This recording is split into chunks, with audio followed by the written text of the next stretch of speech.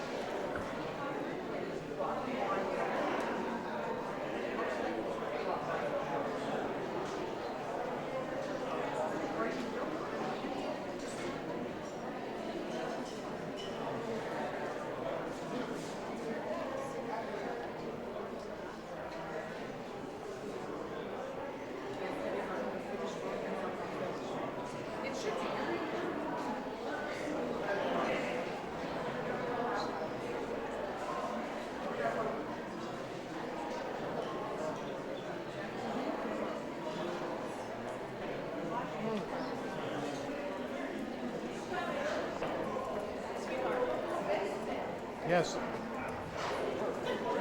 I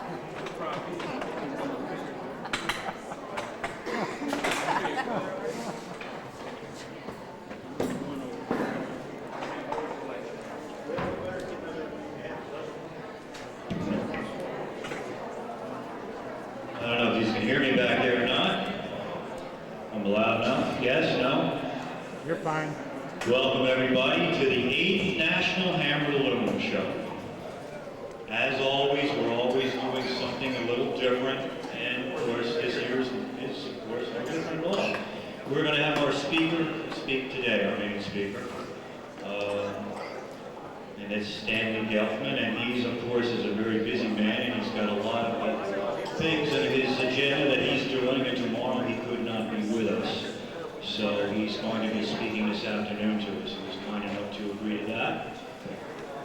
But before we even get into anything at all about Stanley and about the things that he has done in his lifetime, we've got a big thanks of gratitude goes to Nancy Withrow.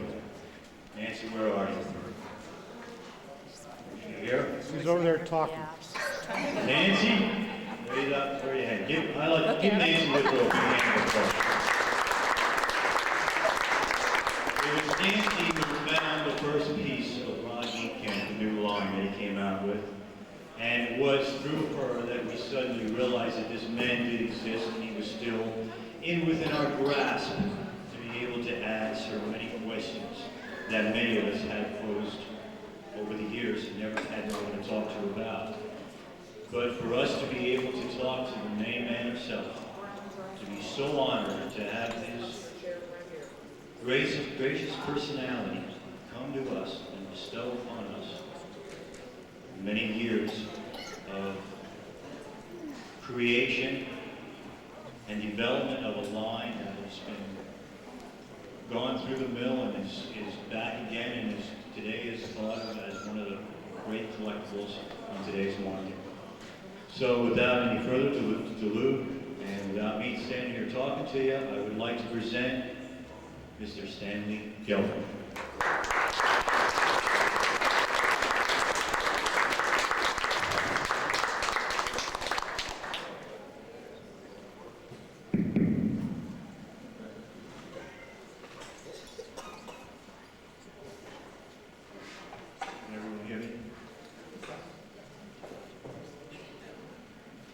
In 1949, the end of June, a young engineer started his first full-time job. It was in Brooklyn, New York, in a rundown section called Williamsburg near the Navy Yard. And he walked up a creaky staircase to the second floor, opened the squeaky door, and sat down at a desk, which he had been told to sit down at, and put his things away.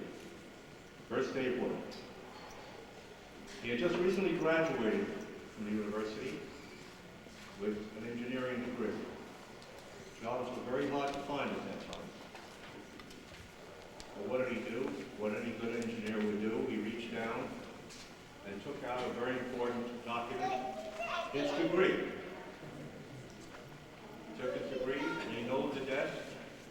He nailed the desk against a blank wall, dirty, old, took out a nail, and was ready to hammer the degree in the wall. Before he did it, with his hands in the air, a voice behind him said, "What are you doing?" The engineer turned around. This is the boss. Said, "I'm putting my degree on the wall." The boss looked at him, who never went to school in his life. Said, "What for?" That's a tough question to answer.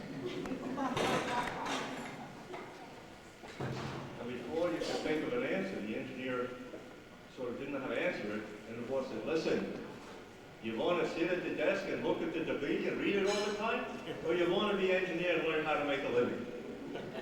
Because if you want to make a living, take the degree, shove it in the desk, or we told him where else he could shove it, and follow me. The engineer, afraid he was going to lose his job, took the degree and figured it'd be easy to put it in the drawer than the other place, and followed the boss out.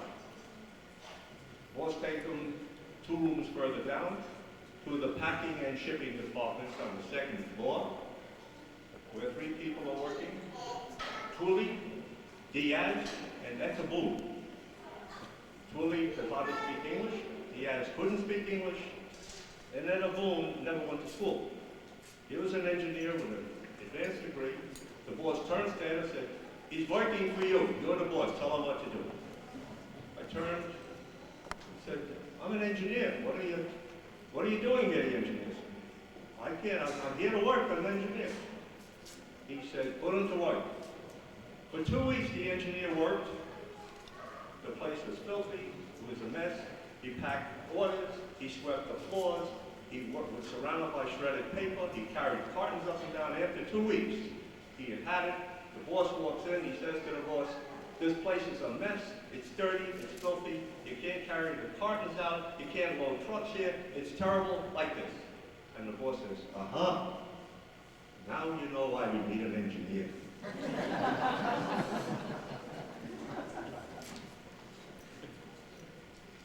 That engineer was me. The boss was my father. And if anyone's worked for a family, that's a tough boss. You didn't hear it even at dinner time what you did wrong. Dinner time on Sundays and Saturdays.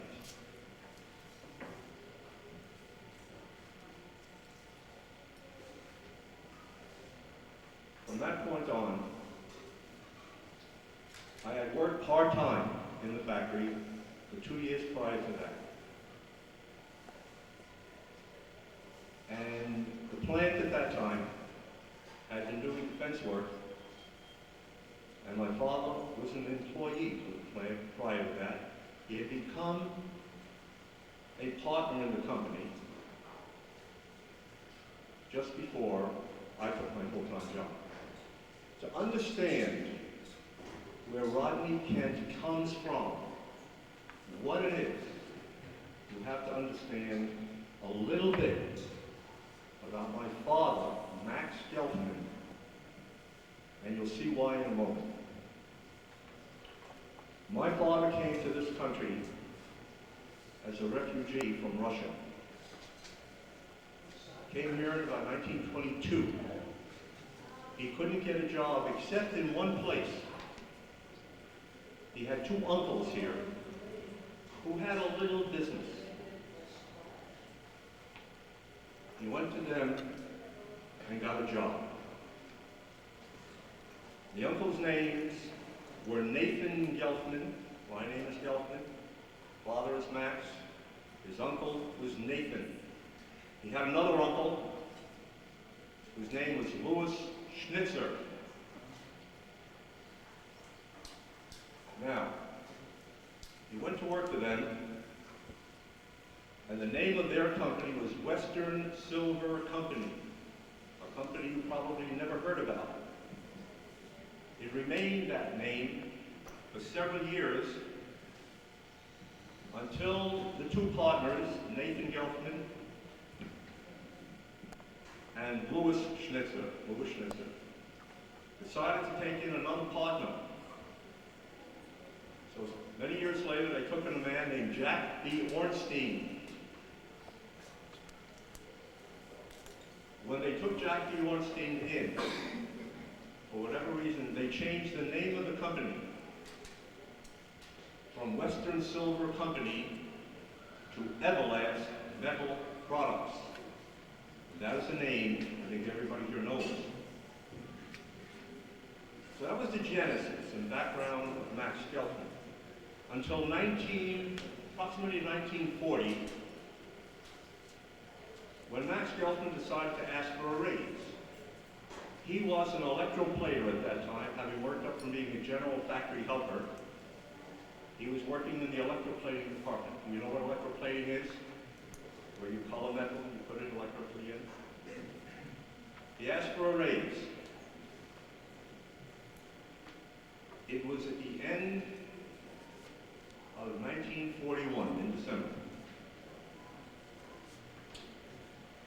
Louis B. Schnitzer said to him,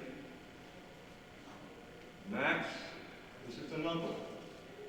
You have reached the limit." As As I mentioned to you, my father was an immigrant from Russia. Discrimination and what goes with it. He had heard about America being the golden land. And all of a sudden, he had heard before that whatever a person wanted to do, and work hard, and try hard and be honest, he could achieve. Now his own uncle tells him, you have reached the limit. He listened, and realizing that he didn't feel he had reached the limit, but obviously with Everlast Metal Products he did, he got up, and it took a lot of nerve. And he said, Mr. Schnitzer, I quit, and left.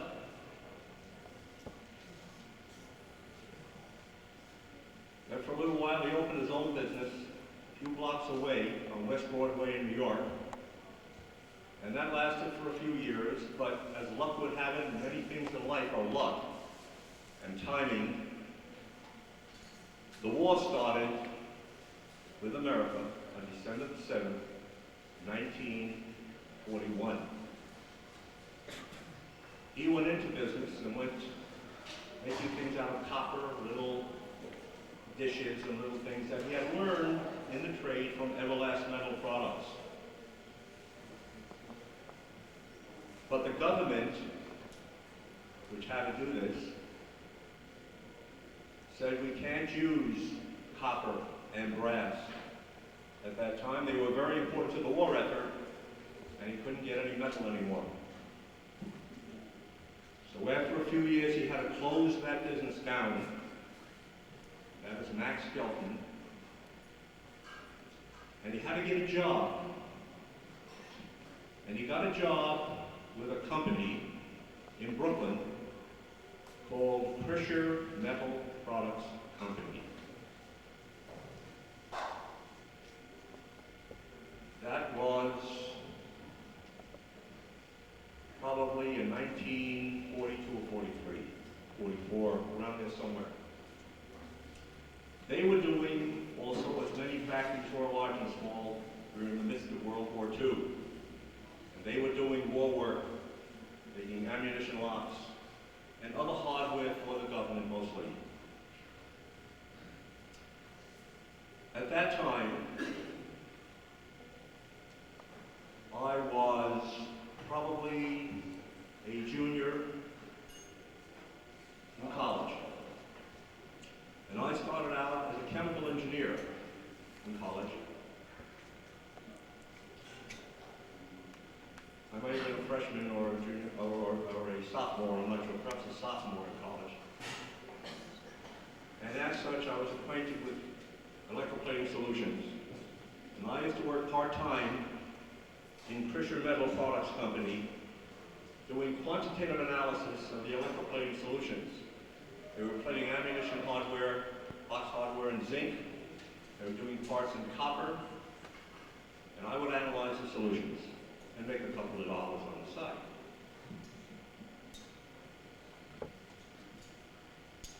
The war ended basically in 1945, 46.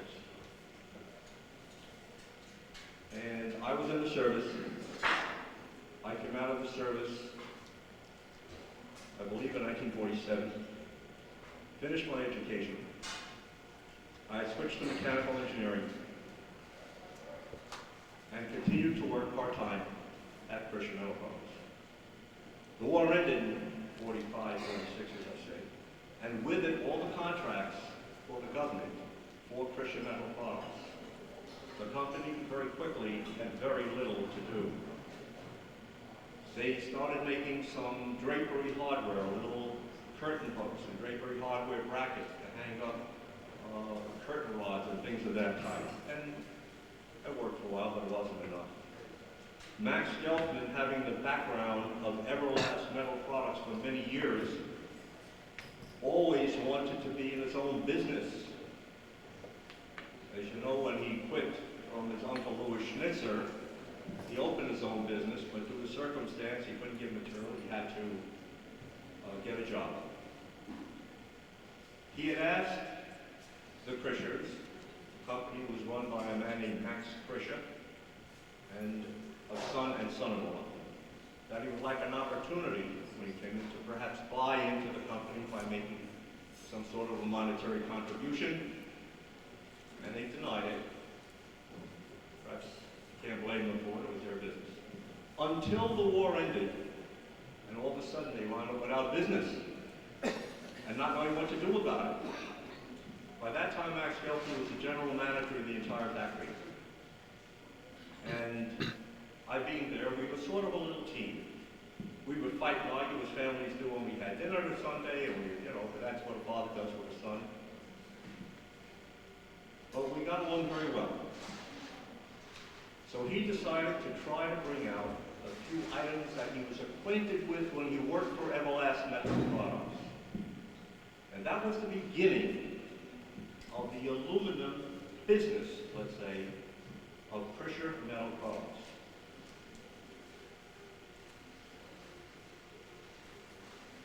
I was a fairly good engineer, I think. And there were other companies. When I asked him what he was doing, he told me. And it was apparent there were other companies in the field for many years. And that the last company around was Krischer Metal Products. Whether it was Buhler Wehner, or Continental, or Everlast Metal, or Wilson Specialties, or other companies that have been around before that, they were now heavily involved in making houseware and tabletopware from aluminum. The first items that we came out with were very, very simple items. I'm an engineer, but I'm also more or less an artist, as my wife can tell you. I sometimes draw little pictures for her. And we came out with very small items because tooling is expensive. The plant was basically a mass production plant. Very different than the forge that we're acquainted with here, Wendelog's Forge. I haven't seen the facility, but looking at the products, they make gorgeous products, beautifully designed, excellent quality. We didn't have the equipment to compete with that, nor did we want to from a marketing point of view, nor could we. So we have to find a niche. So we started making small little coasters.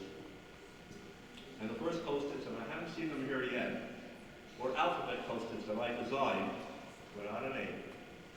They were in style in English lettering, A, B, C, and so on. Made of very thin aluminum, stamped out on what we call multi-slide presses, which have been used for the defense industry. And these presses would turn out 100 pieces a minute. And as I spoke to Carol before, we would make these and sell 8 coasters in an automatically turned down hand holder, all made automatically, and sold them in a box for 60 cents a set. 8 coasters. Finished, by the way, and hand brillo polish. The average salary for a factory worker at that time was probably about 60 cents an hour. Of course, a loaf of bread at that time probably cost about 9 cents. We continue to do this, and under the name Krischer Metal Products, several products were brought out, little by little, from a coaster set which had the alphabet design, to another coaster set which had flying ducks. I don't see it here. I did that. To what I did see here was, so far, I haven't been around yet, and smoking was a big thing at that time. You have to be very macho and have a couple of cigarettes in your mouth, to an ashtray with 3 holders on them.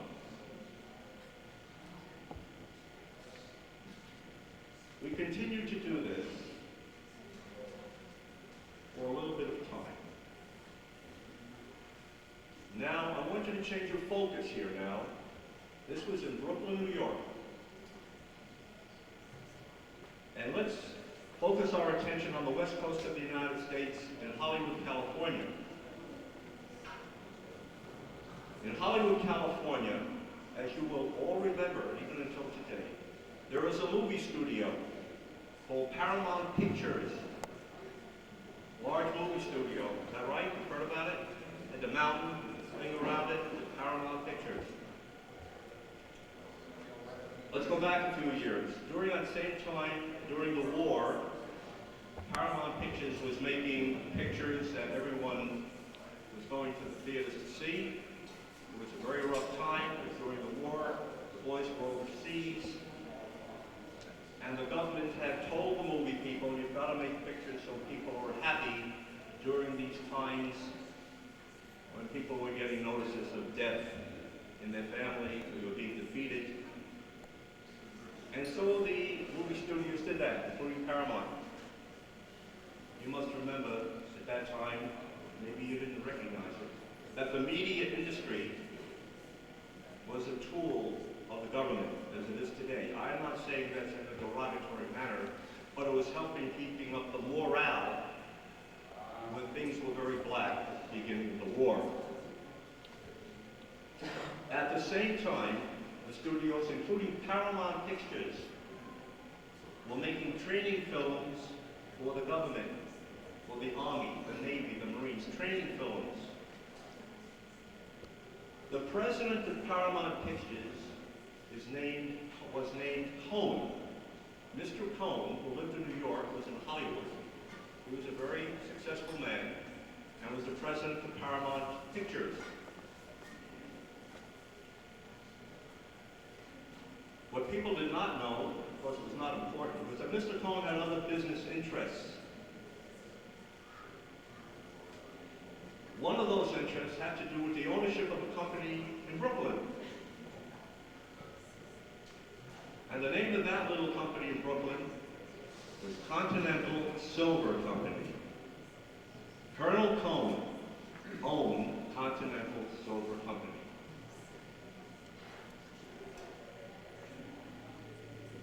However, he was busy in the movie business, so he had another man running the company as a general manager, you might say. And the man running that company very successfully, as you can see from the collections you have, was a man named Frank Abelson. Frank Abelson had an expertise in marketing and selling.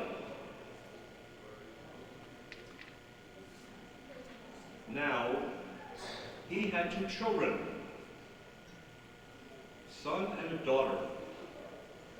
And his son was of the age where he was drafted into the Army, as I was.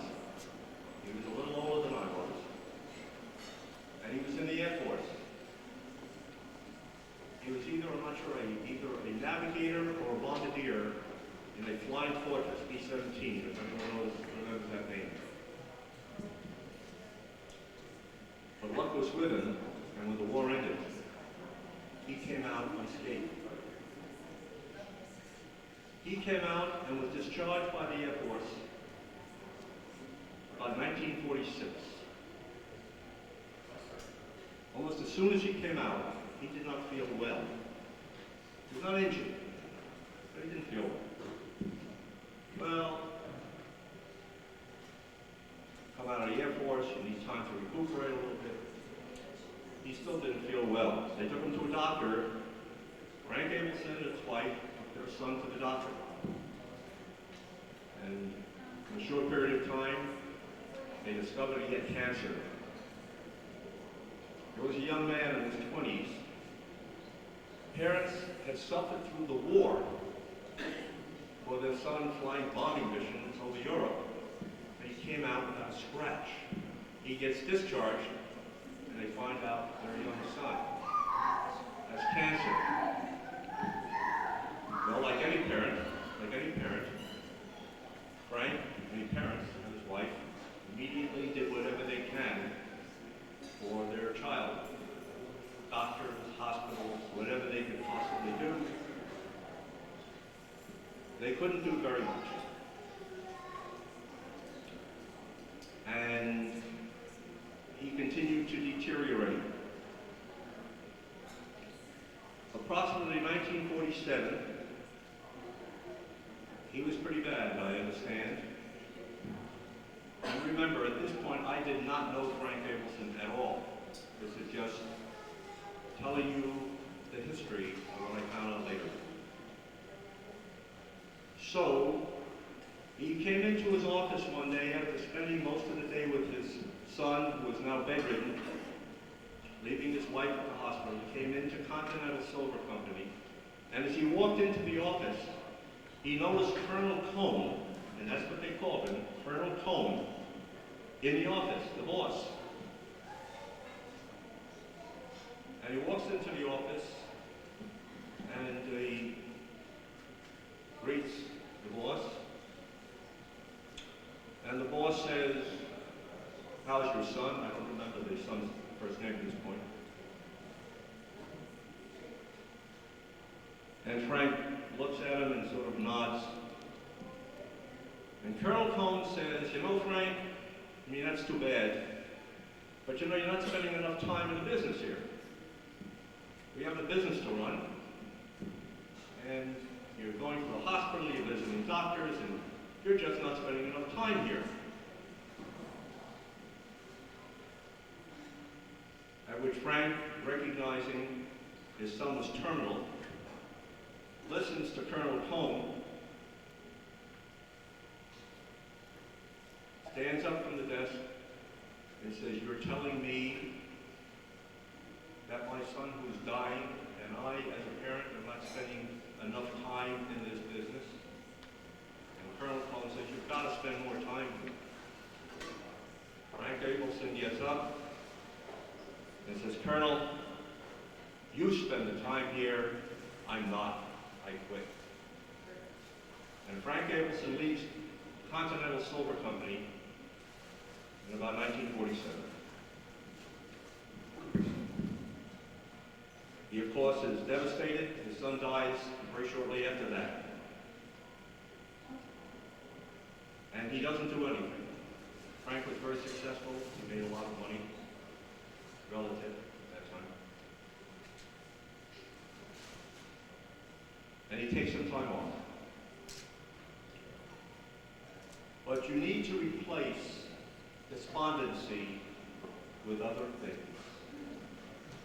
You have to replace problems with different kinds of problems. So after a short period of time, he's looking for something to do. It turns out he had a friend who was a friend of my father's. And as I mentioned a few moments ago, we were just getting started. I had still not out of college, but working with my father to make a few aluminum pieces to replace the war work that Christian Metal Products had lost due to the loss of the contracts. Business was very bad. So everyone was trying to replace that type of business. The mutual friend between Frank and my father said, "Listen, Frank, there's a company, small company, that is looking for something to do because the war work is down. Why don't you people talk together and see if something will come out? They're making some aluminum pieces, Frank, and you've been in that a long time, and you'll be busy anyhow. You need something to do to keep you busy." Frank Abelson and my father met and had a meeting. And Frank Abelson took a position with Christian Metal Products to try to do something. Now you sit here and you think, you are collecting right now Continental Silver, is that right? Continental Silver. You are also collecting here Everlast Metal Products, two wonderful lines. Now you have two people with a heritage. Max Gelfman, who spent 20 years at Everlast Metal, telling him, and they tell him, "You have reached your limit." And being an immigrant, he didn't lie that. Being an American now, no one here reaches their limit, except by their own doing. You have Frank Abelson, who had helped build up Continental Silver with wonderful marketing, having Colonel Cohn tell him, you've got to spend more time while his son is dying in front of him. These two people get together and decide that they're going to go into the aluminum business. They both have experience. Max Gelfman is basically a factory managing person. And Frank Abelson is a marketing person. And Stanley Gelfman is a mechanical engineer. The only reason I'll say it, I was an honorary graduate, I was a pretty smart kid, who was sort of ambitious, and probably a pain in the backside, to try to build something together. You now have the genesis, the conception, the birth of Rodney Kent. For the first products that were brought out by Christian Metal Products, whether they were alphabetized coasters or coasters with flying ducks on them, or subsequent coasters with tulip patterns, which became the mark of identity for Rodney Kent at that time. It remained Christian Metal Products as the line gave birth to itself, product by product. So you may see any of these particular designs with no name at the beginning, or the names Christian Metal Products Company, or sort of an amalgam of Christian Metal, Rodney Kent when that first came out. Now, where did Rodney Kent come from? My name is Stanley Gelfman. Well, I went to a school in New York many, many years ago called City College. I don't know if any of you have heard of City College. City College is very different today, I understand, than it was at that time. You couldn't get into City College, and I'm saying it's not for me, unless you were the top of your class in high school. So the kids who were in there were really boring kids. They were pretty smart, but they were boring. Smart kids aren't really entertaining.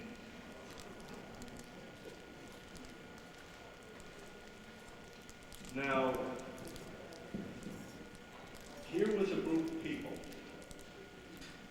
I was an absolute child, and two very knowledgeable people in marketing and running a factory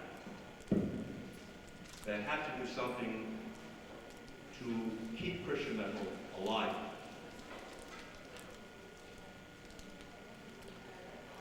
When it became apparent that we started making more items, Frank Abelson, being the marketing person of Continental, my father was not in marketing at all, he knew something very simple that I agreed.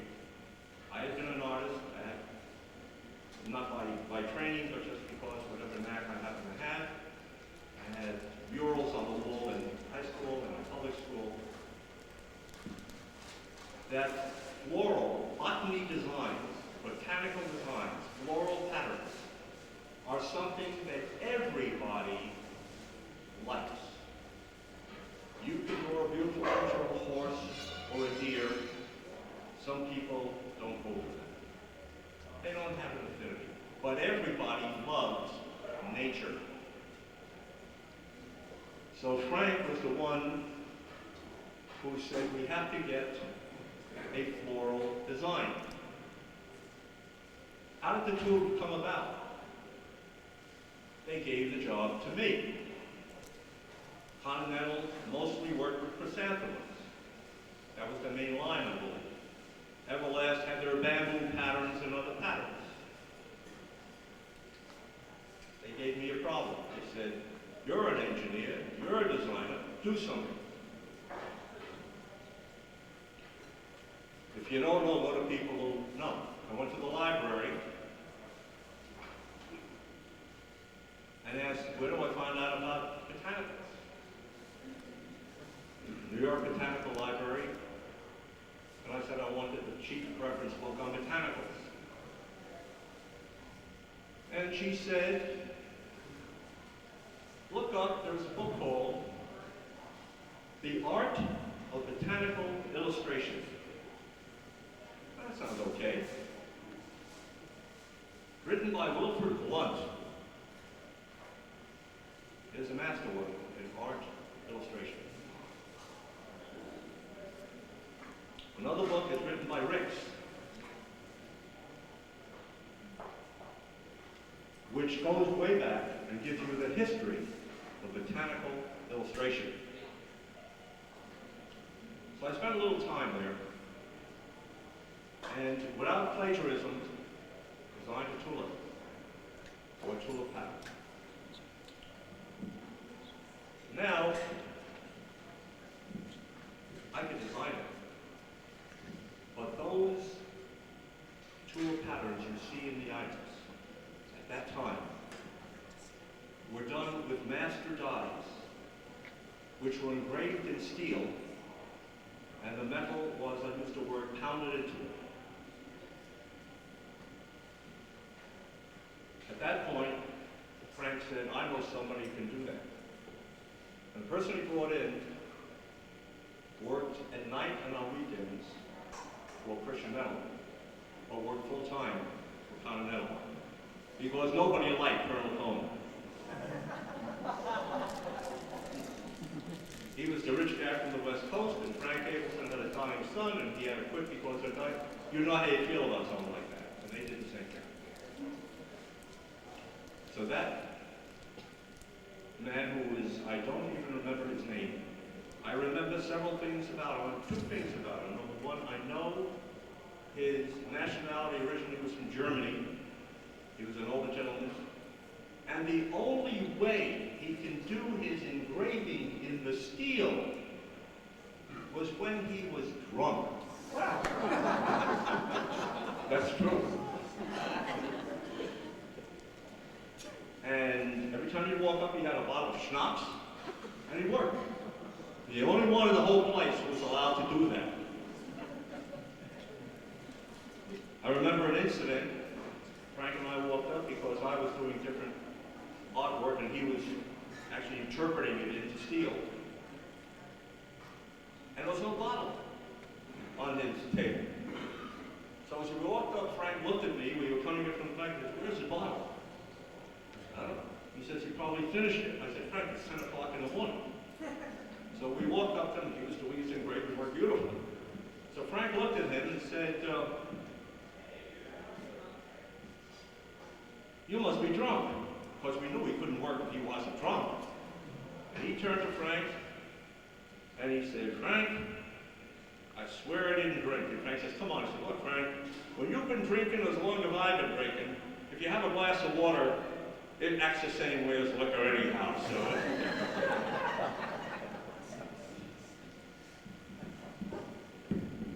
You have to have a little levity in life.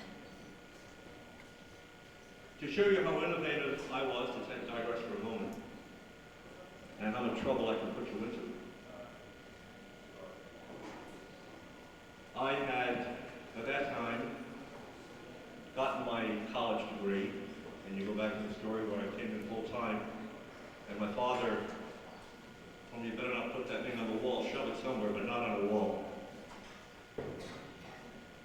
And I started in the packing department, meanwhile, doing the design work. My specialty as an engineer was, and is till today, and find out a little bit better, is automation and production, automatic production. But I was very socially minded at that time. City College, if any of you know it or don't know it, was a very socially minded school, and being very nice about saying that. A lot of people said it was a communistic school. It was a socially, we had strikes all the time. People went on strike in the subways. We agreed with them. We did all sorts of things. It was just very forward, like Harvard was also, you know. So I came into the factory, and it was very hot. This factory was a fourth floor, small little factory, about the size of this room, but 4 floors up. People would walk up and down.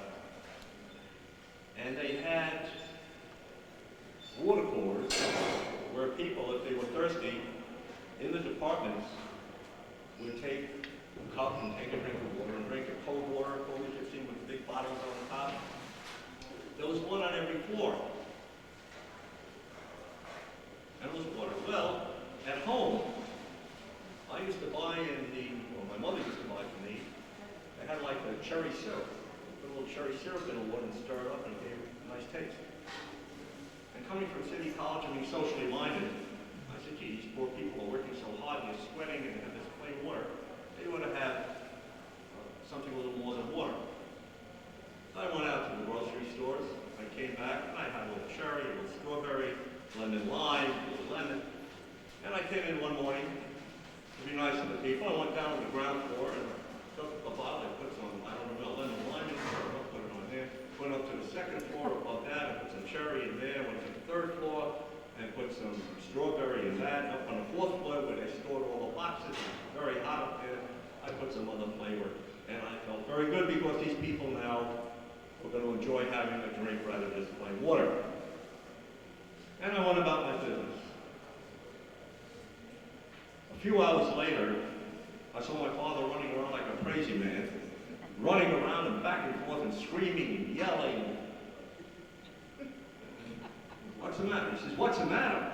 He says, I gotta find out who did that. I said, who did what? He said, look at the people. The one on the second floor is running to the fourth floor with the cherry. The other one's down to the strawberry. No one's working anymore. They're running up and down. They want to drink. They're going over. Nobody's working. Who did it?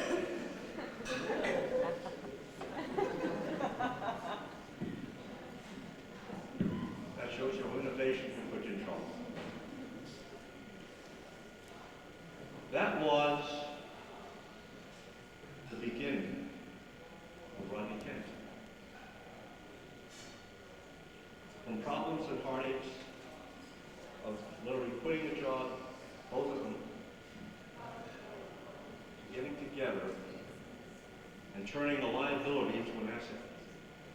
I was fortunate enough to be there and have the opportunity to work with them. Now, I believe that in the years of Rodney Kent,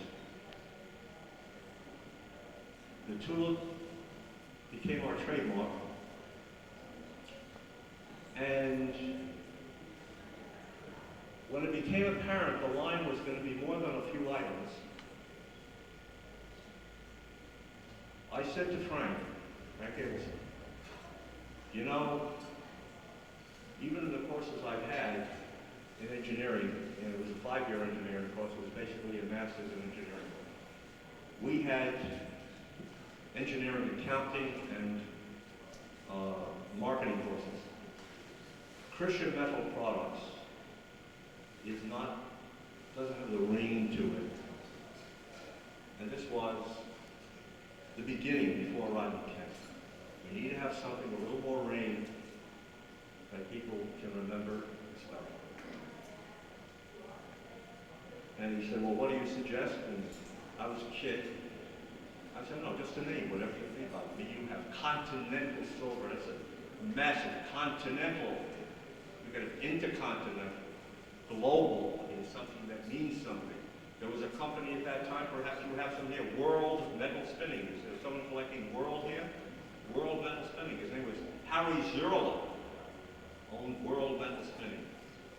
I don't see much of it around, but that was a name that meant something. We were sitting in the office, and we said, well, what type of name can we have? And we're talking, giving different names. The factory was located in Brooklyn, right near the Navy Yard, with the main street running past the Navy Yard had one name. It was located on a corner of the factory. The street running next to the Navy Yard on one side of the building was Kent Avenue. The street running right angles to it that the factory was Rodney Street. And that was the genesis of Rodney Kent. The trademark and logo, Rodney Kent, you see, very, Rodney Kent here. They pretty sounding, you know. So we had to have a logo that didn't show the Navy Yard or the kids playing immies in the street. It had something that was, so we got the knight in shining armor, and that became the logo of Rodney Kent.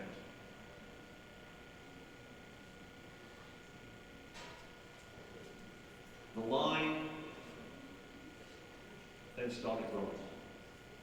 There was another marketing problem, you see. The problem was that all the companies that were out now, prior to this, we were the new kids on the block. The new kids. You could have Frank Abels, and you could have Max Gelfman, and you can have this upstart Stanley Gelfman, but the fact is, you can't be a success in a commercial venture unless you have what is called shelf space in the retail outlets. You have to sell the merchandise. Well, Continental was well established, and Wendell August Forge was well established, and Everlast was well established, and Wilson was established. But this is where Frank Abelson came in. It's very hard to dislodge a product line in any store if the store is having success with that product line. I wouldn't want to take out something I'm selling just because you have an item. It's an item, it's a piece of aluminum, it's a tray, it's a tray. The change came about when Frank, at that time, came to me. And he said, you know, Stan, we started coming out with products to really compete at the beginning with Continental and Everlast. I'm using those purposely because my greatest knowledge is of those two companies, but there were others, of course, in the field. They were selling their products mostly in the gift departments of the stores, gift shops, some houseware stores, and when someone gets married, up in the wedding departments, the bridal registry type of thing. Of course, the hammered aluminum stuff was they referred to it as the four-man silver, but it was beautifully hardy pieces. And Frank said, you know, we've got to beat them not only with design, but with price, with quality. He said, Stan, let me tell you something about marketing. When you sell to the gift department and the bridal registry department, they keystone the cost. Keystone means they double it. You sell a product to them for $10, they try to get at least $20 for it. For whatever the reason, they got to make a profit or they work at a higher overhead. He said, you know, Stan, if you sell the housewares departments or houseware stores, they work on a markup of 40%. And he said, let me translate this for you. If you sell something for $10, or do you want to sell something for $10 in the store? Let's go back in the years when $10 was a good gift. You would have to sell that product for $5 to the store to sell it for $10. He said, however, if we can sell that $1 to $10 product to sell in the housewares department at 40 markup, you can charge $6 for that product.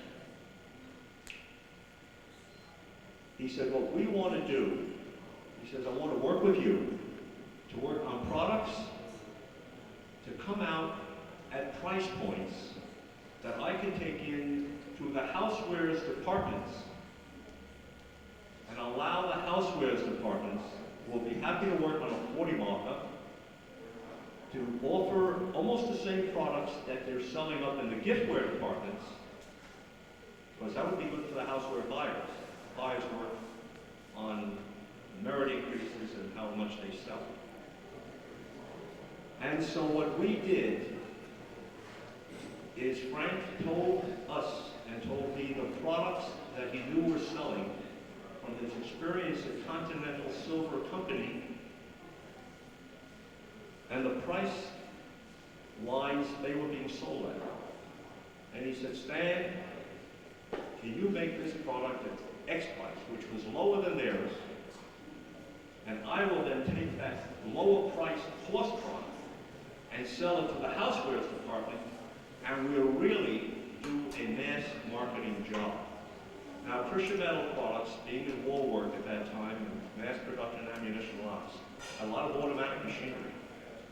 As I mentioned before, that is my expertise. And we did that. And you can't tell from now, I believe, but when they were selling cast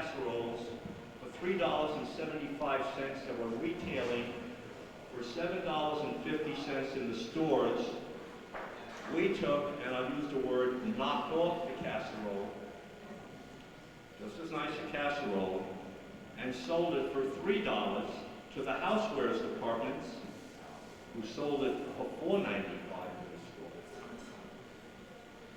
And that is how Rodney Kent, through the years, became probably the largest selling hammered aluminum line through the years of all the lines.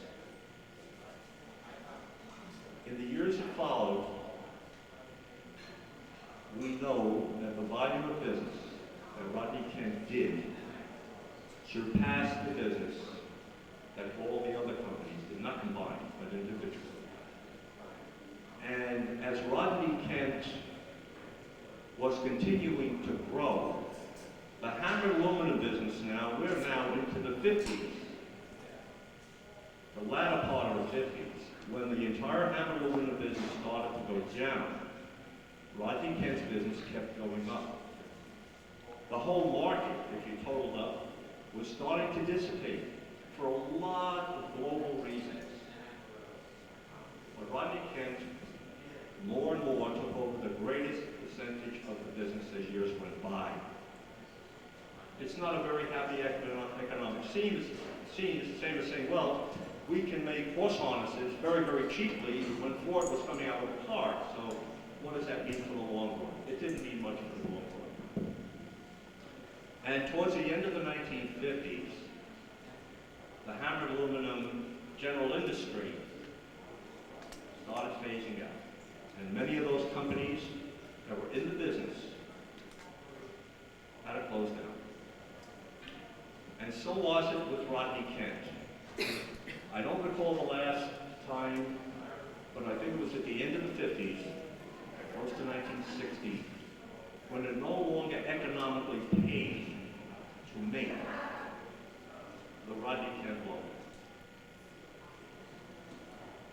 So that was the end at that time of the Rodney Kent logo.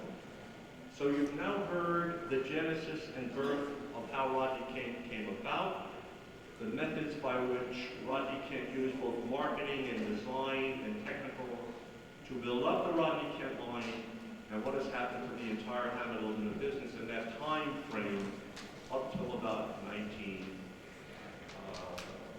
I would say. The end of the 50s, 1960, give or take. Let us say that that is the story of Rodney Kent. And Rodney Kent faces out of the picture. However, the factory that was really the vehicle by which Rodney Kent was created and grew and made an impression was Pressure Metal Products Company. And with the, let's call it the closing down or demise of Rodney Kent, that company went through a difficult period of business. But unlike many of the other companies, with the exception of some of the forge companies here, we continued in a different day.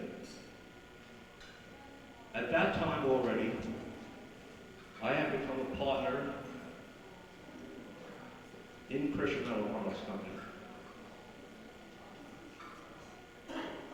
And we brought the company into a different phase of operations, making use of our experience in metal fabricating.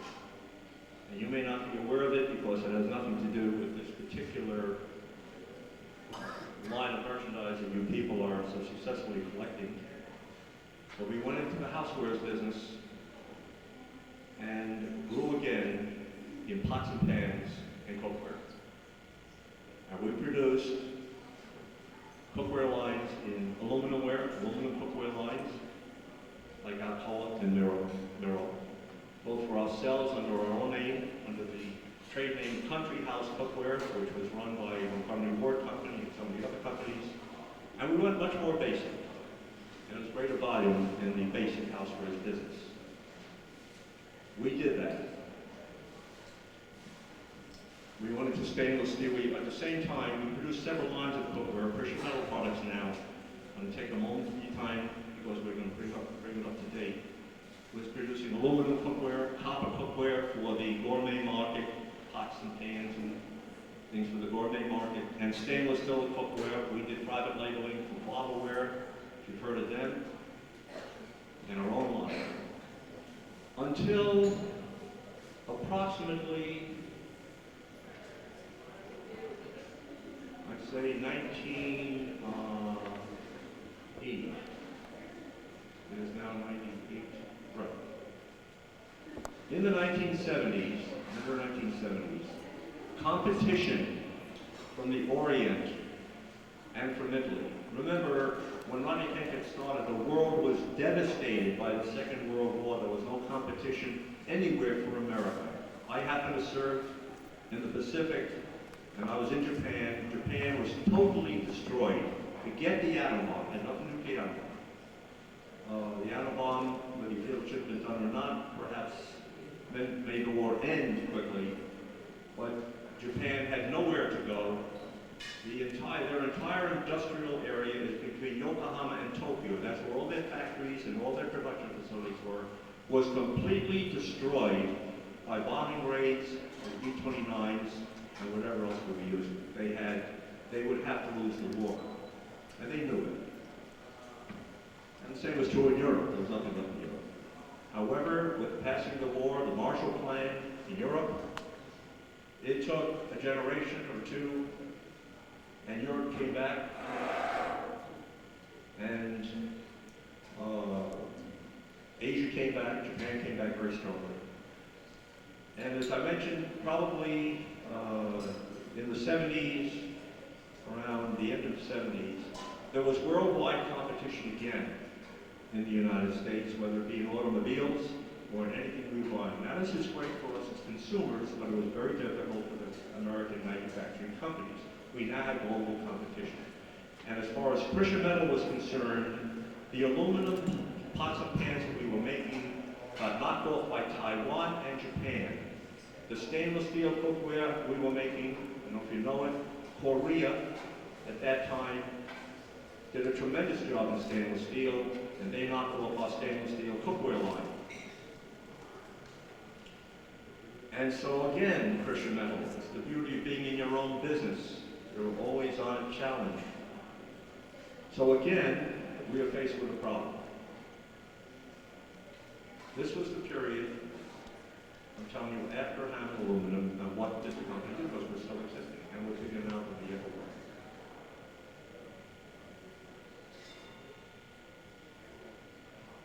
By an act of fate, or luck, or what have you,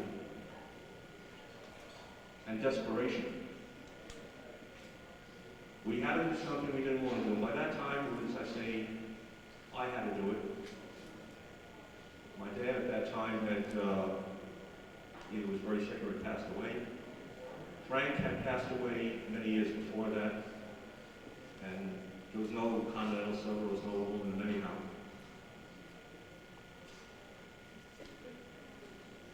And an opportunity presented itself for our company to get into the military hardware business. It required sophisticated engineering and a completely different type of technology. But if you have a problem, you just tighten your belt and try to do it. We went in to the military hardware business. Not bullets, not bombs. We were presented with an opportunity to design a special type of communications reel for copper cable.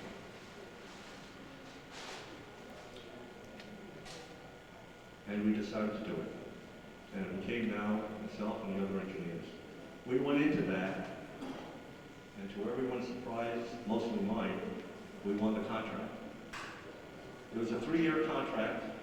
We're making 2 different types of telecommunication reels for an operation the government called CCOM, Communications Electronic Command of Unified Military Services.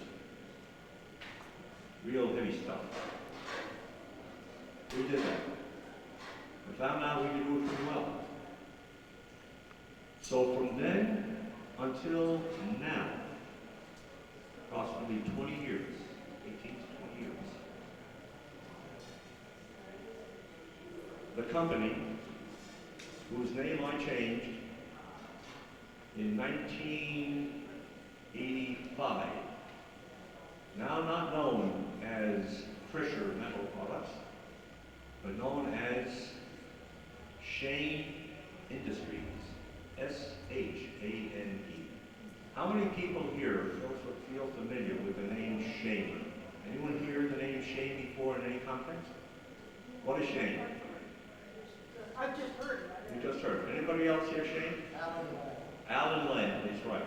Shane, number one, was a cowboy. Shane also was a very famous dog, like Rin Tin Tin. And part of the marketing, which has to do with Rodney Kent, I was looking for a name that had more of a ring to it than Krisher Metal Products Company. We were getting into more modern times, the end of the 19th century to the 20th century. And so I chose the name Shane because it had a recognition and a ring and nobody knew why. It's true. So the company became Shane Industries, and Shane's business became military hardware telecommunications. And through the years, over the past 18 years, Shane Industries has become probably, not that it's that big, the largest producer in the United States of military storage, deployment, and retrieval reels, originally for copper cable, and many years ago for fiber optic cable. We hold patents enjoined with AT&T, now Lucent Technologies, for various different products in that field. We also hold patents for artificial intelligence equipment that is used in nuclear power stations to monitor red rooms for nuclear power. It sounds fine, except a few years ago, Russia collapsed. And with it, the Cold War. And as history repeats itself, we're now looking at a situation that deja vu was what was with Krisher Metal Products in 1946. You have a factory doing very well, and all of a sudden the market starts collapsing. Faced with the same problem. Now what this did for me, I'm a lot older than I was at that time. But I don't feel I've changed very much. I enjoy challenges. And so we had to try to find a replacement which could add to the production capacity or production capabilities of the engineering and fabrication facilities of Shane Industries now. The plant during these years, by the way, originated in Brooklyn, as you heard. Years later, we moved the plant to Moonachie, New Jersey, a small town in New Jersey, and then back to Brooklyn for a short period of time. The plant is now located in the mid-Hudson Valley, outside a place called Poughkeepsie, New York, in a small town called La Grange. So, with a new challenge coming up, you go back through history and you say, what did I do when I had a cut finger many years ago? What did I do to stop the bleeding and heal it? Well, many years ago, we organized Rodney Kent. And Rodney Kent was the savior after the Second World War of Krisher Metal Products. This is not really a hot war, but the Cold War ended, and the same thing happened. The contracts are way down from the defense departments. We're still busy and doing work with defense, but it's apparent to me, as I try to analyze the economic there's not going to be any large wars that I see, thank the Lord for that.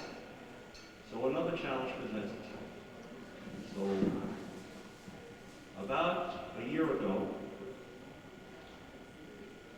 I made a decision to go back to the Band-Aid, a bandage that took care of Christian metal products many, many moons ago, and bring back Rodney Kent.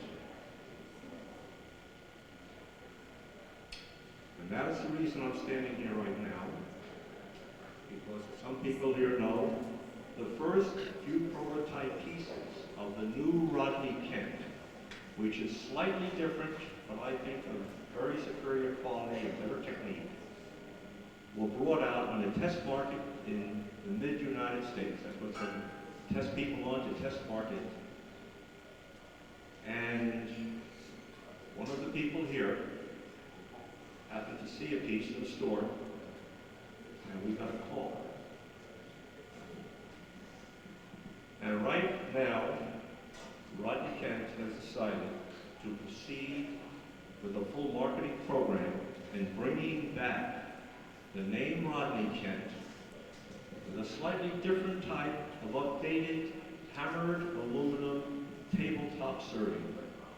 We feel it retains the look, the feel,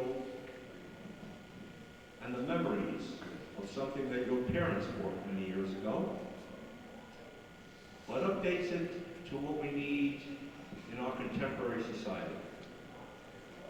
And that's what Shane Industries is now doing. We've come out with the first few items, what we call the 1988 boot, which has absolutely no floral pattern on it. However, I've designed the the other line was brought out at the end of '88. We're now coming out at the end of '89 with a new line with its first floral applique. The technique used today to do that floral applique is different, as is the originality of the botanical flower itself. The flower I am using in the new line, which will just be coming out shortly, is called a calendula. I don't know if anyone here knows what it is. It's a beautiful flower which lends itself to many, many different design applications. The technique that was used to bring out the flower is absolutely different also due to the march of technology and what we presently do for the military. Rather than have a picture, which I used to draw, and have that copied by a very skilled artisan, scribed into the steel, it's not done that way anymore. It starts with the rigid wobbler, but is then scanned by a computer. The computer enhances it. We can enhance that picture. And the thickness of the lines of the flower are transferred into depth of lines. We then go ahead and use what we call computer-enhanced EDM techniques to put that into the steel dies. EDM stands for electrostatic discharge machining.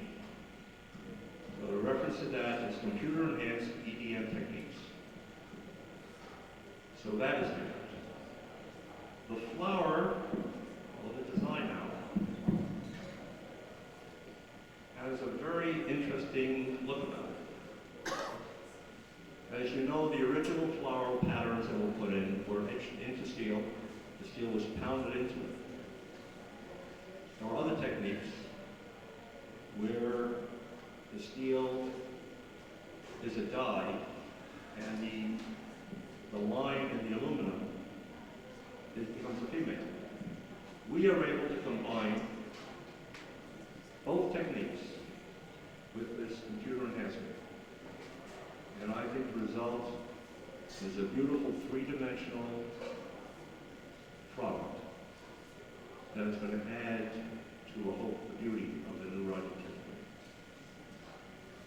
And you now have a story of the genesis and birth of Rodney Kent, his growth in marketing, determination of the original Rodney Kent, what has happened to the company that helped give birth to that,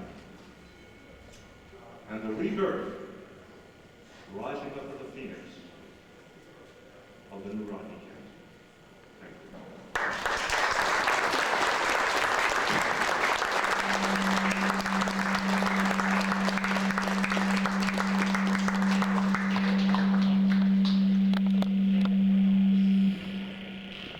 Thank you very much, Stan.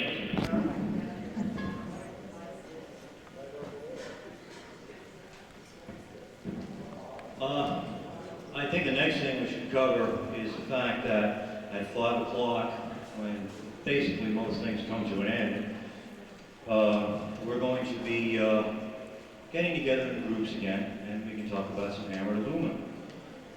And we should have some interesting little talks. Well, I guess I'm on my own. I lost my paper. But anyway, so it comes to that time of the program where we're going to be recognizing some great people that have come before us. And today is no different. We're going to do something a little different. We're going to be honoring one person today and one person tomorrow. And this year was a little bit easier for me because this year we're going to be having a Lifetime Achievement Awards today, both today and tomorrow. So this year's nominees and people that I went over in the listing was fairly simple choice. And this particular person whose knowledge of what he has done and what he has shared with us has been phenomenal. And at this particular time, without me going any further, from us, all of us to him, I would like to present the Lifetime Achievement Award given in honor to Stanley Gelfman for designing and creating the Rodney Kent line with a tulip that has captured America's heart.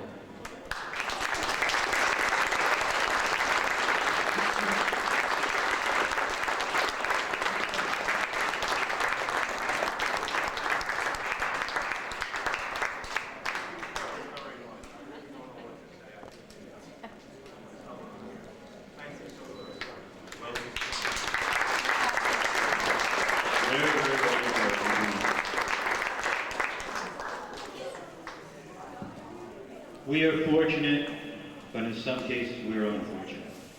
This particular year we lost a very, very dear friend of ours. Of course, we lost Arthur earlier in the beginning of the year. And Tom would like to say a few things about his father, if you would be so good, Tom, just to come up.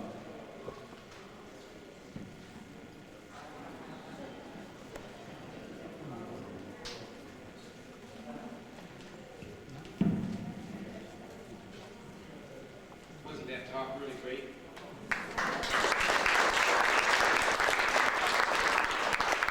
It was really, really interesting to hear that development of what took place. And being Arthur Armour's son, I was only born in 1941.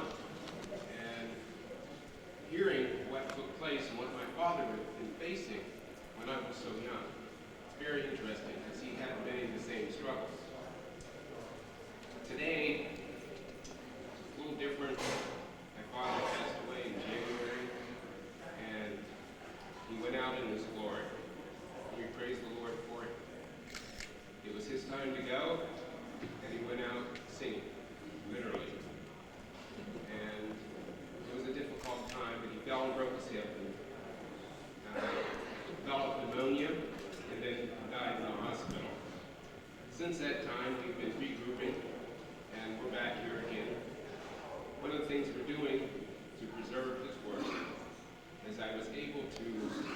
purchase his shop, I had to do the same thing he did back in 1946. He had to buy the whole property, includes a house. This process, we hope, will unwind, and I'm in the process of making a gift to the borough of Grove City of the shop, with the purpose being to preserve what my father had done in his business. And that we're in that process right now. And just to share with you, we have a project going. I have a poster for it. It's the restoration and the preservation of Arthur Armour's shop and his business. We're working towards that whole restoration. We've done it, and if any of you would be interested in support, this is a tax-exempt operation through the borough of Grove City. And we're in the process of enabling this to happen.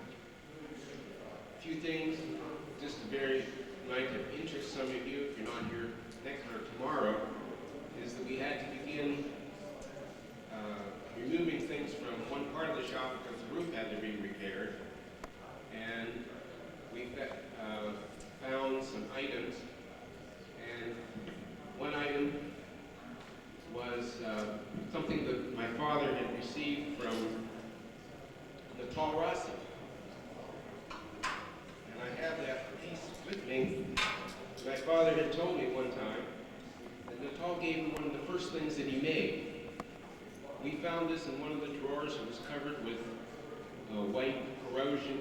After scraping it off, we found this little leaf, and then the initials NLR engraved in the die. So this is one of the very early pieces made in probably 1929 that Natal had given my father. With that piece was a very small piece of aluminum that was made with the original type of repousse, where they just cut out of the steel a shape and a design and then hammered aluminum into it. So this was an interesting find. And the other thing that we found was several dies that did not belong to my father. And it's available for you to see one of them at our demonstration. And later on, we'll tell you where they came from. But you're allowed to guess where they came from. But they're not very well known, but they are very well known. So come by and take a look at them and see if you can decide where those dies came from. So, again, thank you for your attention. We have the availability of the display. We are going to, at 5 o'clock, as one of the things that we'll do here is some demonstration of how to clean and finish aluminum products that were made in this time period. So again, thank you, Andy.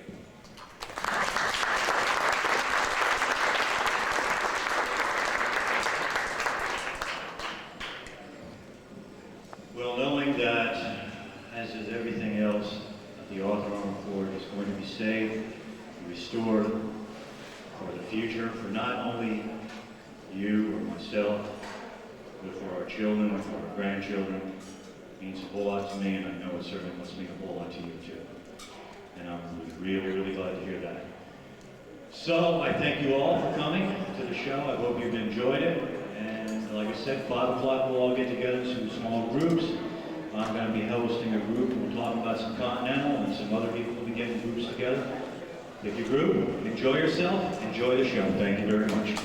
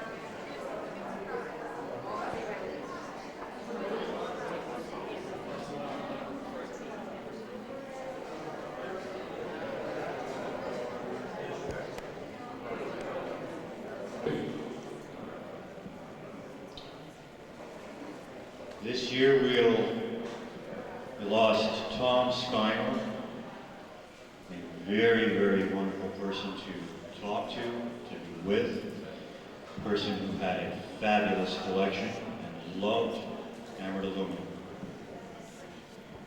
Tom will be missed tremendously. We also lost Arnold Adler, a Northeast salesman for Everlast. I had the opportunity to talk to the gentleman on the phone several times, and he was a very charming person to chat with. I answered any questions of any kind that I had for him. And he was also a man, of course, who thought his participation didn't mean a whole lot. Most of them like him do.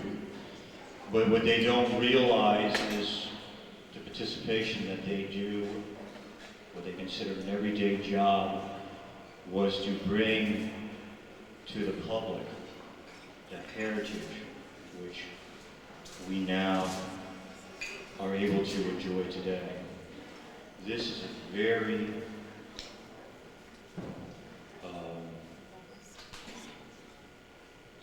type of a job that they take for granted. I like that, put food, bring money home, put food on the table for their family. But the recognition that should go out to people like that, really, we cannot thank them enough for what they've done. And then, of course, we lost Arthur Armour earlier this year. I am truly thankful that I got to be his friend.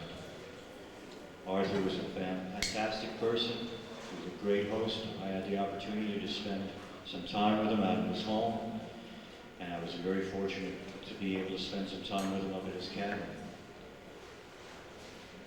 He was a fantastic artist in his own right. His creativity was phenomenal. It went much further than his hammered aluminum. The work that he put into his own home was just fabulous. And I'm proud to say we've got some fantastic news about his forge and things, and I'm going to ask Tom to come over right now and tell you a little bit about what's going on with his dad's forge. Tom?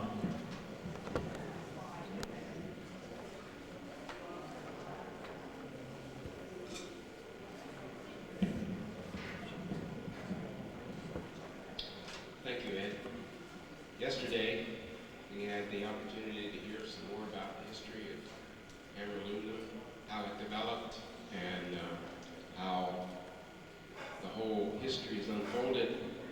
And this past year, as Ed has mentioned, that my father did pass away, and I would like to just share with you briefly that he went out in his relationship to his Lord, went out singing. And it was difficult because he fell and broke his hip and developed pneumonia and just didn't recover. He didn't have the reserves to do that. But we were able to be together, and he certainly had a long and productive life. And I think that his creations will live on for a long period of time. So it's him that's important, but we don't live forever in relationship to our human being, our bodies, but he's living eternally with his Lord, whom he eternally, or has forever honored. And that would be his message to you even today, that you need to be right with your Creator, and you can't take him out of the equation of life. If you do, you're missing what life's all about. In this process of dealing with my father's workshop and his things, we come each year with a display of his various things that he's made.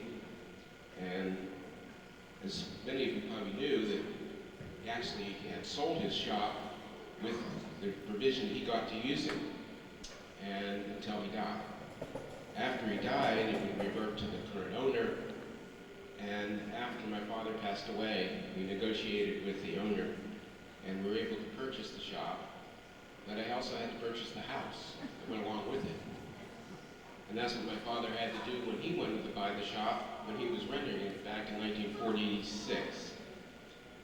So in the process, we were able to purchase the shop, and we're working on a gift to the borough of Grove City. And in that process, we're going to retain the use of the shop for the purpose of providing a place of demonstration and continued preservation of his shop and the things that he did in it. So we're in the process of having a nonprofit relationship, of course, with the borough. The borough is a nonprofit organization, and with them owning the shop, we can now use it, and also it can be those who would like to help support it can do so as a tax-deductible contribution. So I have a couple posters up that talk about the restoration and preservation project, and there's some small pamphlets and also a list to sign up if you want to be on a mailing list and help support this restoration project. A couple things happened recently, just to share with you quickly, is that we've had to put a new roof on part of it, or actually put a roof on all of it, but a section at a time in one of those paint shops, we had to take out some things so we could put a roof on it. And in that process, we found several things. Just share with you, my father was a friend of Natal Rossi, and one time my father told me Natal gave him the first thing he ever made. So in the drawers, there's the first thing that Natal Rossi ever made. Maybe. It's a possibility. Particularly since it has NLR engraved into the die. And it's a very early type of transition that Wendell August went through at the time up in Brockway when they were into the developing hammer aluminum. With that little tray was another little item, which really is the first way that they did ricochet, where they actually cut out the metal, a piece of steel, and then riveted it onto another piece of steel, and then put this aluminum on it, and then you got the design impressed. The gates, or rather the doors in New Kensington were made this way. So it was this kind of unique thing, and Bill told me that he may even have this die still. So, but I just found that. The other thing that we found as we were cleaning out the shop, I found a ricochet table. And under the ricochet table, because a ricochet table is a table in which you do the pounding on, and it has a big heavy piece of steel, and then you put your die on that steel. Underneath this table was a rack, and in that rack was several dies. And we pulled these dies out. They weren't my father's dies, they were somebody else's dies. And I have it here, it's a little heavy. This is one of them, and we didn't quite know who they belonged to, but after you look at them a while, it turns out these are Palmer Smith's dies.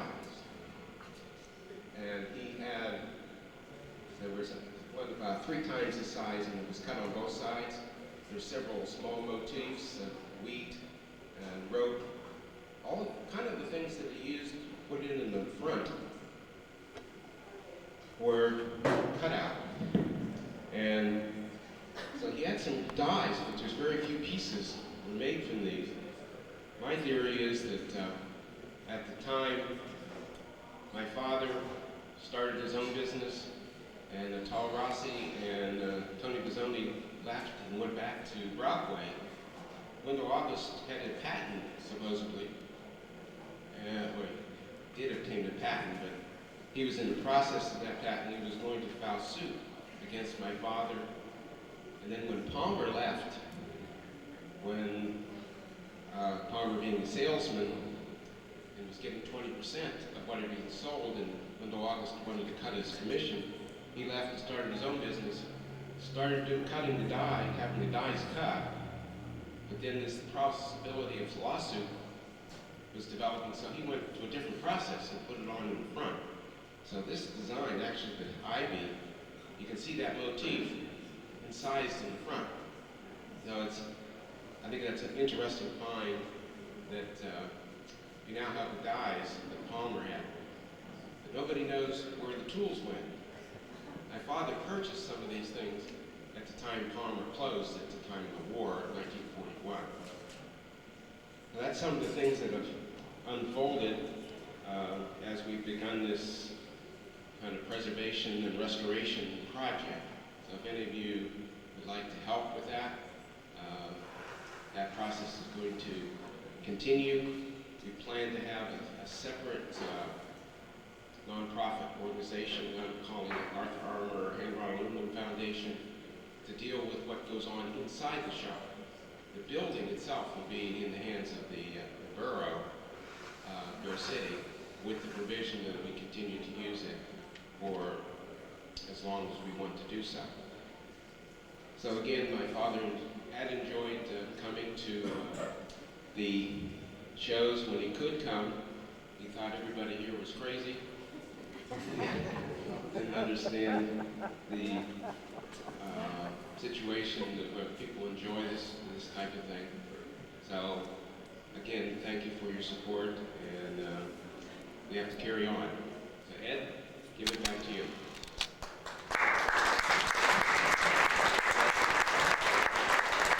Thanks, John.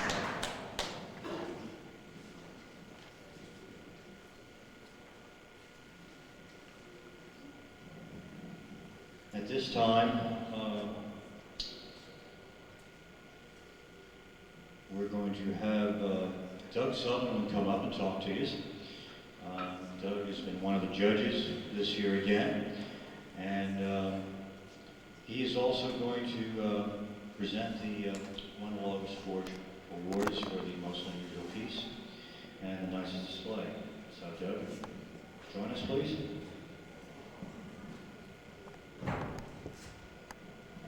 Thank you, Ed. Appreciate it. Certainly been a pleasure this year to try to contribute to the show in a small way. And I'd also like to indicate that the other two judges were Danny Woodard and Tom Arnold. We certainly had our hands full, as you can well imagine, from wandering around here and looking at all the good stuff. So I'll start off with the most unusual, and we'll go from the honorable mentions on to the grand finale. And we'll start with one that we considered and gave an honorable mention, and unfortunately it was not brought back this morning. But for those of you that were here yesterday and had an opportunity to go to Charlie McGonigal's booth and see that Palmer Smith mirror with those green sheaths, I think you have to admit that just that simple balanced elegance certainly showed it to be a very unusual piece. Next in line, you might say, and these weren't in any particular order, just the ones we considered for honorable mention, was the Wendell August arrow tray that you see up here in front of me, and that's Norm Allard Jr. I brought that. Again, we're looking at a relatively simple integrated design. It's got a target top and crossed arrow legs rising from the round base. And you also notice the wire entwining in part possibly for support of the crossed arrows and just to add an additional element to the design. And another honorable mention in front of me is the Mansfield bridge lamp. Dennis and Rita Wilnauer somehow seem to come up with lamps every year, and I hope they continue to do so. This one certainly is blessed with a beautiful floral motif. It's a balanced design and shows excellent workmanship. much of the work that Mansfield did is now in the hands of Dennis and Rita, and they certainly showed off very well. And finally, our most unusual piece, judged by the three of us, was the Palmer Smith candle stands here in front of me. They certainly are a matched pair. They're a unique combination of elements. They're likely to be a one-of-a-kind combination, and very, very likely to have been made for church. In fact, Dan Overmeyer, the owner of these delightful pieces, indicates that the finial represents a symbol of the German Reformed Church. Just looking at the workmanship in this unit, you can just see how complex the design is. The 6 candle holders on a ring suspended by the aluminum chains. The central shaft rising from the base to the finial that we talked about, and the base supported by 3 legs. So with that, I would certainly like to have Dan Overmeyer come up and accept the Wendell August Forge Award.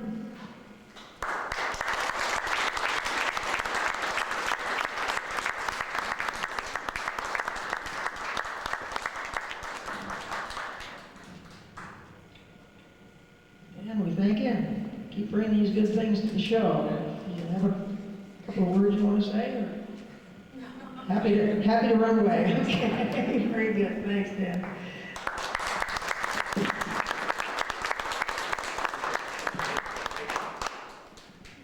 An award which is for the display. We know all the dealers come here from near and far. They have to set up fairly rapidly. They bring most of the stuff with them, and it's always a challenge to get everything up there and put some uniqueness to this display. Again, normally we only give one honorable mention, but this year we really decided we'd come up with 2. Looking around, again, it was a hard decision. Subjective, as you all know, but we did the best we could. And we'll start off with the first honorable mention is Hogan and Wadsworth.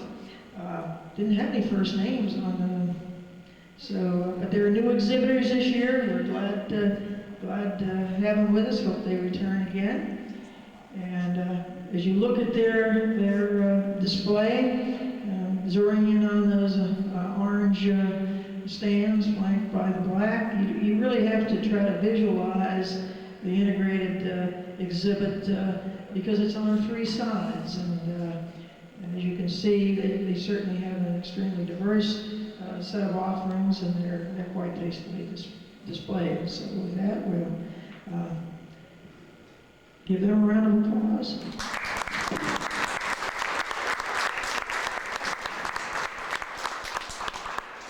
And the second honorable mention, Mike and Christine Landis. I think just the sheer size is overwhelming of the material that they bring every year. And they're certainly their past winners.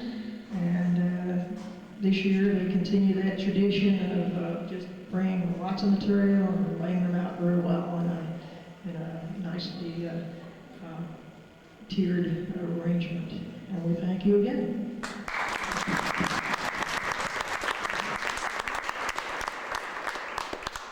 And finally, the winner, in our opinion, is a relatively small, compact display. It's well balanced and organized, and displays some of the elements of the shuffle-layered production process. And for that, we'll say, Curtis Hunsberger, we have you as the winner.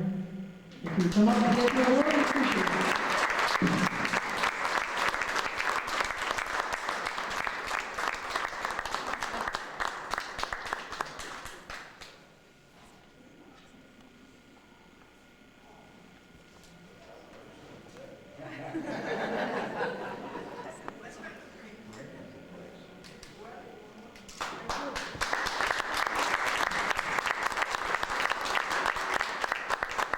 that brings to an end.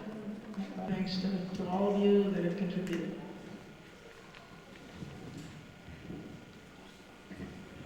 Thank you much, Doug.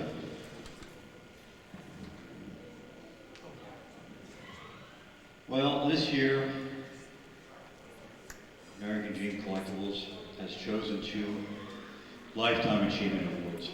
We gave one yesterday to a very deserving person, and unfortunately,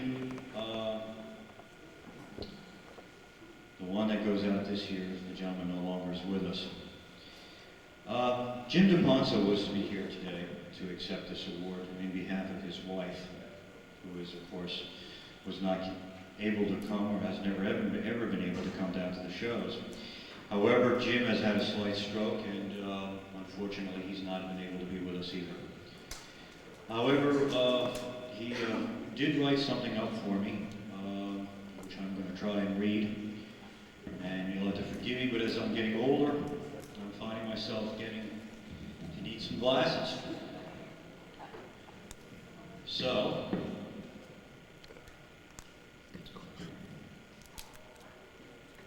this year's award, Lifetime Achievement Award, is going to be given to Robert Alexander Hall. He was born April 4th, 1901, and he passed away on May 4th, 1949. His father was a foreman of a machine shop in Selbrick, Scotland. Now, Robert received many awards in school, and he was a gifted artist. But in spite of the potential scholarships, his father wouldn't allow him to make his life work in the art field.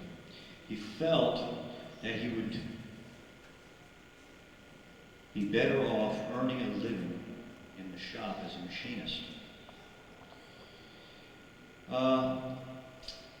He had considerable experience about engineering of ships, and as a young man, and he was an operator on the Great Lakes. He also was well acquainted with the waterways of the Great Lakes and the North Atlantic shore. You see, he had left Scotland, he had come to the United States to spend his life here with us. He also served in the Marines during World War II on ships that provided protection in the North Atlantic area. In 1932, he married Florence Neasley, which is today Jim's wife. After the war, they did some part-time employment, and he was also enrolled in Pittsburgh as a student in Carnegie, as a Carnegie Tech.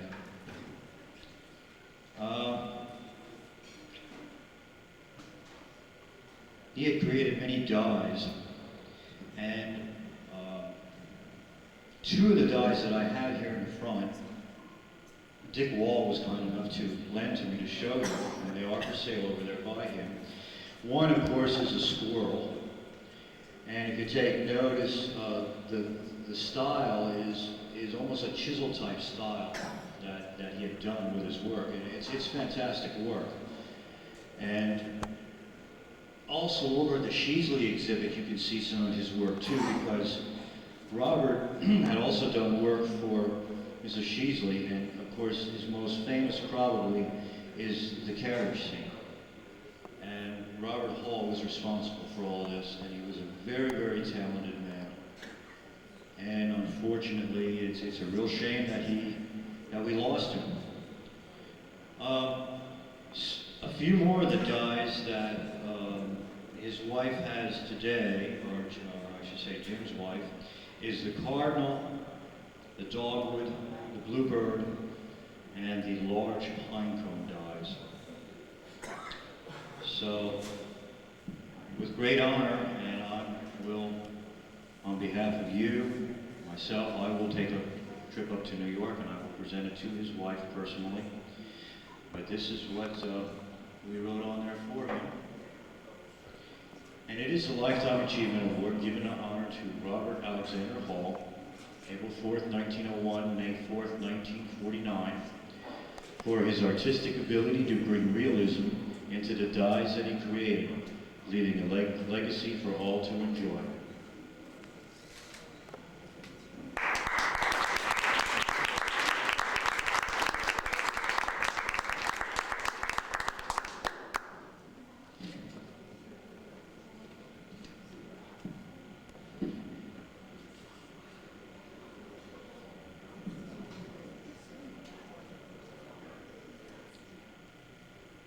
Now comes a pleasant time for me to tell you that our guest speaker for today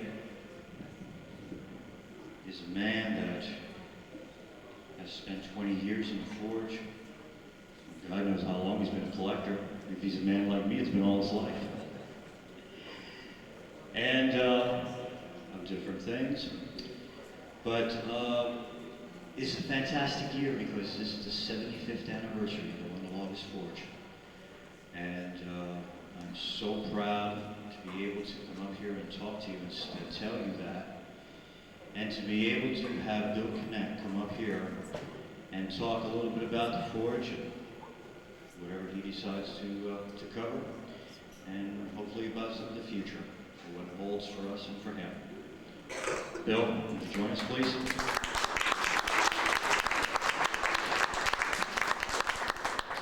Thanks, Ed. Good morning. Ed asked that I talk to you this morning briefly about the Forge and the significance of our 75th anniversary.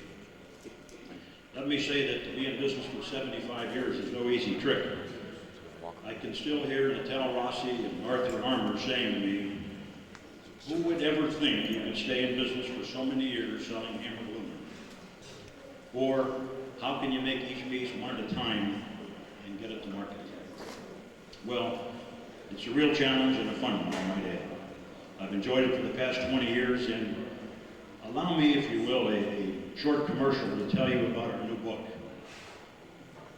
Now, for the first time, the rich 75-year history of Wendell August is recounted in our 192-page commemorative book. This authoritative publication starts at the early beginning in 1923 in Brockway and traces us for the next 75 years through Grove City, location in Berlin, Ohio, and it even touches on the new store we opened in May of '98 in Charleston, South Carolina. It also serves as, I think, the authoritative source on dating the vintage pieces of Wendell August. It has about 3 or 4 pages of all the various hallmarks we used with appropriate and accurate dating. And I'd like to take a minute and thank Bonnie Campbell, who could not join us today, and all the folks that she interviewed. I think the records show that she talked to over 100 people and institutions, gathering facts and narratives and information that are found in the book entitled Wendell August Forge, 75 Years of Artistry in Metal. I also want to thank my assistant, Kathy Youngo, for all that she did to make this book a reality. She provided Bonnie with many of the pictures, the names, and the stories that she has accumulated in her 23 years at the Forge. Not to mention the countless phone calls and hours of phone and faxes to Bonnie. And again, thanks to Kathy and Bonnie. It couldn't have happened without you. In this day and age of fast-moving global marketplace, it's very refreshing to be part of an organization that still believes in customer service, quality, and products that are made in the good old USA. One of the greatest customer service slogans that I have ever heard is one that we borrowed from the Stu Leonard Company, and it is very brief. Rule number 1, customer's always right. Rule number 2, if the customer is ever wrong, reread rule number 1. I think it really says it all. Today, again, it's my belief that successful companies must provide unique and exceptional customer service and quality. And there are some very exciting, innovative ideas that are in the workplace today. As I was returning from Houston recently, I read an article in the U.S. Air Magazine about Tom Peters, the guy that in search of excellence fame, and he urges all executives to say goodbye to business as usual and say hello to the pursuit of wow. We need ideas and services and products that make you say wow. As a matter of fact, at a recent Wendell-August strategic planning meeting, we adopted 2 new corporate objectives for 1999, and they are create a wow experience for all and creatively grow the company. And this sort of leads me to an idea that I've had for some time that we can all relate to, and it concerns the future delivery of goods and services. Now, I happen to live in Ohio and I work in Grove City, so I've got 1 hour to work and 1 hour home, and I have plenty of think time in the car. And I've spent a lot of time talking to myself about the future delivery of goods and services. Let me say that whether you're in education or retail or manufacturing or government or practically any area, you've got to ask yourself, how did we do it 25 years ago? How do we do it today? And how could you do it today? Too many times we hear the old saying that, yeah, we do it this way because we've always done it this way. Believe me, those people are in trouble. In fact, we provide goods and services to our customers. If in fact we provide goods and services to our customers the way we did 25 years ago, we may be looking for a new day job. Be creative.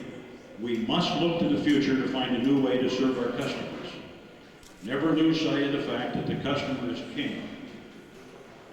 Today, with more competitors vying for our customers' attention, exceptional service and quality are no longer just options, they are essential.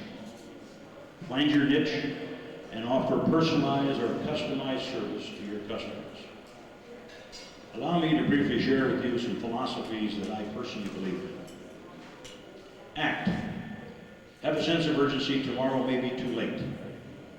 Play. It'll keep you young. Focus. Concentrate on what others fail to see. Care. Be passionate about a cause. Helping others always brings a greater return than what you give. Laugh. It restores balance in life. Plan. It will determine whether there is enough time to do everything you want to do. Learn, develop new skills, and expand your talents. Worship, it is the acknowledgement of a higher power in our lives. Balance, enjoy your hobby. It will cause you to travel and meet new friends. And daydream, it will provide a roadmap for the future. There's no question in my mind that one of the things that enabled Wendell-August to reach our 75 years is our constant commitment to quality. And let me ask you, how important is quality? Well, in just a second, I think you might have a different idea of what quality is. Let me share some amazing figures with you about quality. Quality, it can't be almost perfect. It can't be even 99.9% perfect. If 99.9% is good enough, say it again, if 99.9% is good enough, then 2 million documents will be lost by the IRS this year. 811,000 faulty rolls of film will be loaded this year. 22,000 checks will be deducted from the wrong bank accounts in the next 60 minutes. 12 babies will be given to the wrong parents today. 268,500 defective tires will be shipped this year. 18,322 pieces of mail will be mishandled in the next hour. 107 incorrect medical procedures will be performed by the end of today. 114,500 mismatched pair of shoes will be shipped this year. 291 pacemaker operations will be performed incorrectly this year. 20,000 incorrect drug prescriptions will be written the the next 12 months, and 1,314 phone calls will be misplaced by telephone companies in the next minute. Just how important is quality? Wow, you folks determine that. In conclusion, our future looks very bright in Forge. We opened the new store, as I mentioned, in May in Charleston, South Carolina, and we are definitely the new kid on the block. It's, people, we're in line on the best retail street in Charleston, on King Street, but as people drive by, they say, Wendell who? They have no clue who we are. The good news is that we like the demographics of the area, that we have a lot of local residents that have been back 3 and 4 times since May, so I think that's a good sign, and we can add to the mix of the tourists that find themselves to Charleston. I think it gives us the opportunity to get out and tell our story in the community. There's no question in my mind.